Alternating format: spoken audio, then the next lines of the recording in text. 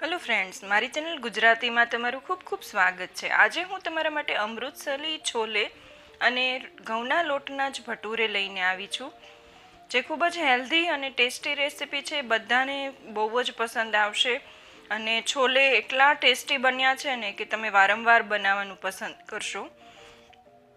તો અહીંયા મેં 1 કપ જેટલા છોલેને 7 થી 8 કલાક પહેલાં પલાળી દીધા હતા. તો એમાંથી પાણી કાઢીને કુકરમાં લઈ લઉં છું. એક બટેટાને મેં આવી રીતે પીસમાં કટ કરીને લીધું છે અને એક ચાની બેગ હું મૂકું છું આની અંદર. નહીં તો તમે 1 ટીસ્પૂન ચાને ઉકાળીને ગાળીને એનું પાણી પણ નાખી શકો છો. અને એમાં મસાલા આપણે આમાં જ કરી લેવાના છે. તો તજનો ટુકડો નાખ્યો છે, તમાલપત્ર અને 2 લવિંગ નાખ્યા છે.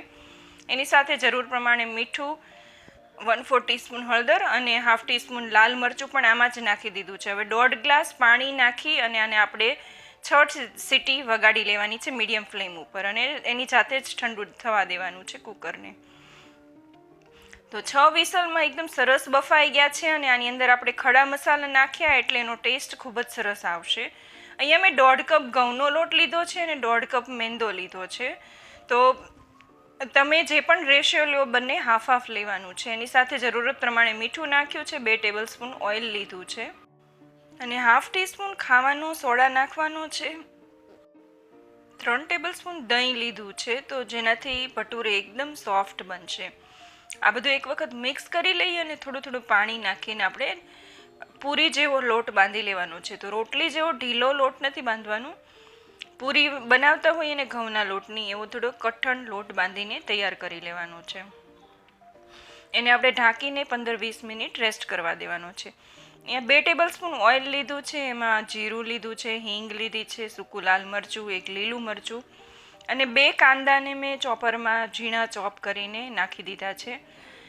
તો કાંદા આપણા ગોલ્ડન બ્રાઉન થાય ત્યાં સુધી એને થવા દેવાના છે. અને પછી 2 ટેબલસ્પૂન આદુ લસણની પેસ્ટ થોડું પાણી નાખીને મેં મિક્સર જારમાં બનાવી હતી, એ નાખી દઈએ.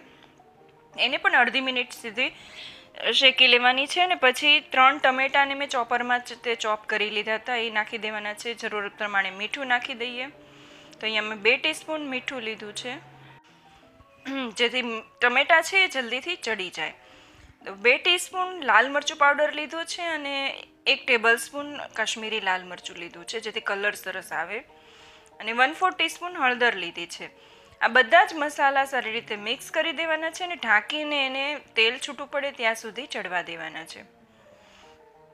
તો તેલ છૂટું પડી ગયું છે એકદમ સરસ રીતે. ટમેટા અને બધો મસાલો પણ કૂક થઈ ગયો છે. હવે આપણે જે છોલે બાફ્યા હતા એ પાણી સહિત જ મસાલા અંદર જે આપણે ખડા મસાલા નાખ્યા હતા એ બધું જ એની અંદર આપણે એડ કરી દેવાનું છે.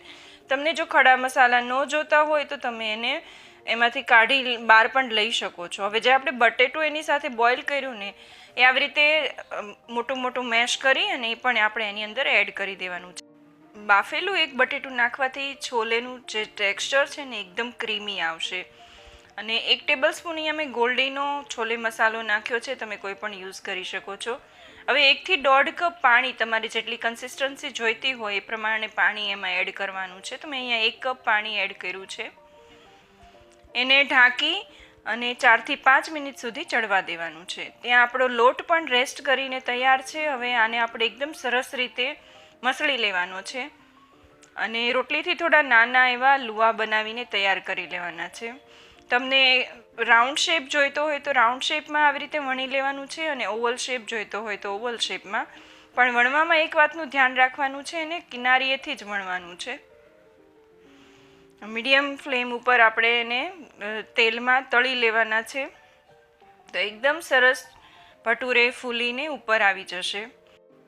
તો આપણા ઇન્સ્ટન્ટ ઘઉંના લોટના ભટુરે બનીને તૈયાર છે, જે છોલેની સાથે ખાવામાં ખૂબ જ ટેસ્ટી લાગે છે. તો આવી જ રીતના વણીને આપણે બીજા બધા ભટુરે પણ બનાવીને તૈયાર કરી. છોલે ભટુરે કોના કોના ફેવરિટ છે એ મને કોમેન્ટમાં જરૂરથી જણાવજો. ને એ પણ જણાવજો કે તમે છોલેની સાથે ભટુરે ખાવાનું પસંદ કરો છો, કુલચા ખાવાનું પસંદ કરો છો, કે પરાઠા ખાવાનું પસંદ કરો છો, કે રાઈસની સાથે ખાવાનું પસંદ કરો છો. તો આપણા છોલે પણ કૂક થઈ ગયા છે એકદમ સારી રીતે, અને આપણે આવી રીતે ચેક કરી લઈએ. એની અંદર 1 ટેબલસ્પૂન જેટલી કસૂરી મેથી એડ કરી દઈએ. તો આપણા છોલે પણ રેડી થઈ ગયા છે.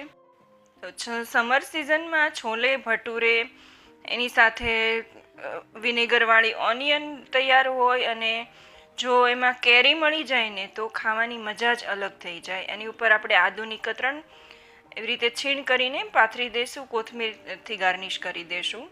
તો એકદમ સરસ ભટુરે બન્યા છે, ક્રિસ્પી અને એકદમ સોફ્ટ.